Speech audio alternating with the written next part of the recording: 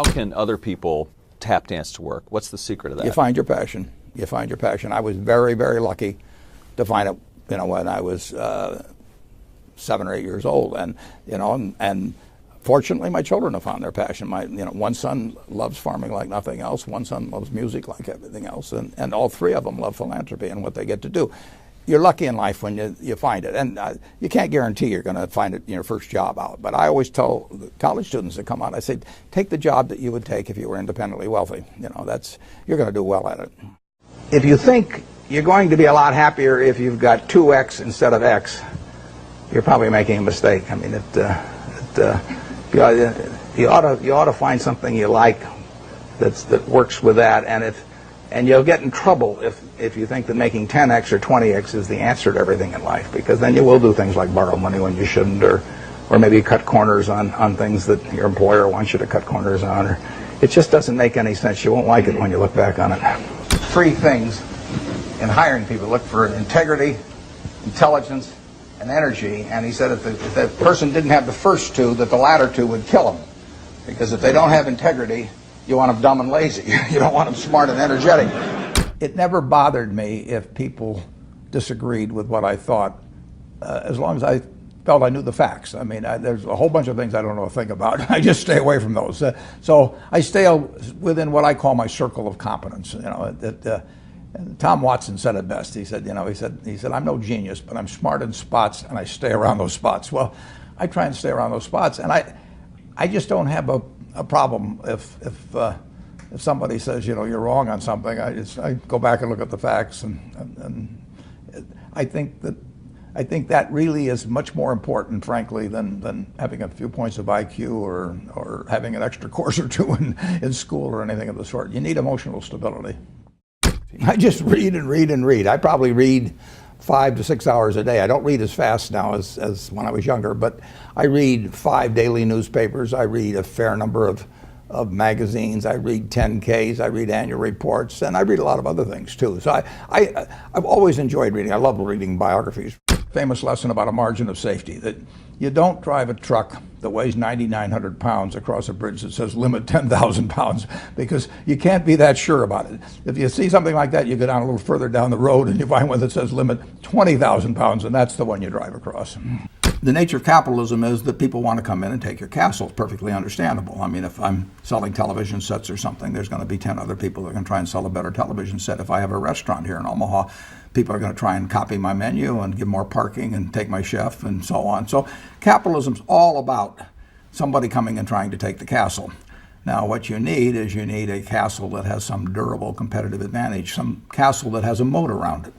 And that moat, one of the best moats in many respects, is to be a low-cost producer. But sometimes the moat is just having more talent. I mean, if you're the heavyweight champion of the world and you keep knocking out people, you've got a competitive advantage as long as you can keep doing it.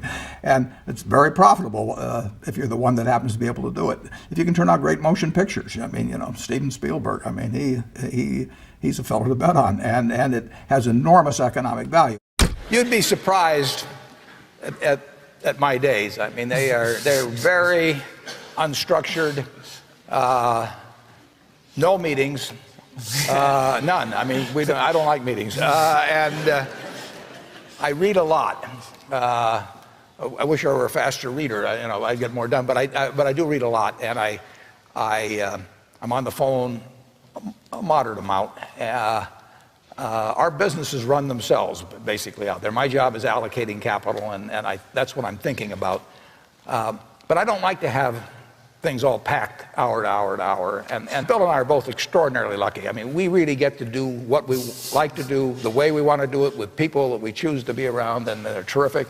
I mean, we've really got everything our way, and we're very fortunate. And in his world, he has a different kind of pace than I have, but we both love it the way we do it. And my guess is that we're each the most productive in that particular mode too, because it fits our personalities and aptitudes.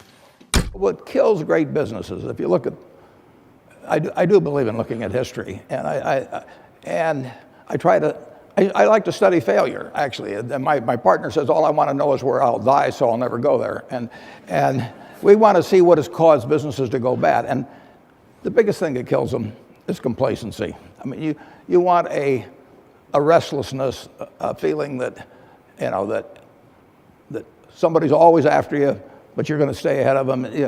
You always want to be on the move. And when you've got a great business, you know, like Coca-Cola, which is, there aren't any like Coca-Cola, but you really, the danger would always be that you rest on your laurels. But I see none of that, obviously, at Coca-Cola. But that is the key, to compete the same way when you've got 1.8 billion servings being sold daily as when you were selling, you know, 10 a day. And that restlessness, that belief that tomorrow is more exciting than today, you know, you just have to have it permeate the organization. Who was Ben Graham? He was your primary mentor, model? He was a wonderful man, and he was my professor at Columbia. I read his book when I was 19 at the University of Nebraska, and I'd started investing when I was 11, and I started reading about it when I was like 7. So I'd gone through I read every book in the Omaha Public Library that there was on, by the time I was 12, on investing and stock market.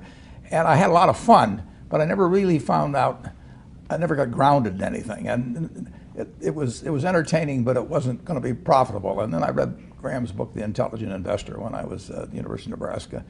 And that just opened the whole thing up to me. Yeah, and I named my oldest son is named Howard after my dad, Graham Buffett, and he was a marvelous man. Never expected anything from me in return. Ben Graham, in his low teens, looked around and he looked at the people he admired, and he said, you know, I want to be admired, so why don't I just behave like them? And he found there was nothing impossible about behaving like them. And similarly, he did the same thing on the reverse side in terms of getting rid of those qualities. You have given a lot of fabulous advice, but what's the best advice that you've ever received? Well, I received it in a variety of forms, particularly from my father when I was very young. But I mean, he basically, I think, taught me how to live. Not that I did it perfectly or anything like that, but I mean, he was giving me lessons, but he wasn't doing it by preaching to me. He was doing it by example. But basically, well, the biggest lesson, in a sense, I got is the power of unconditional love. I mean, I think there is no power on earth like unconditional love. And I think that if you offer that to your child, I mean, you're 90% of the way home. And there may be days when you don't feel like it. It's not uncritical love. That's a different animal. But to know you always can come back, I mean, that is huge in life. That takes you a long, long way. And I would say that every parent out there that can extend that to their child at a very young age, it's going to make for a better human being. And you felt like you got that kind of unconditional love from your dad? I absolutely did, yeah. That is a powerful thing. It is a powerful thing.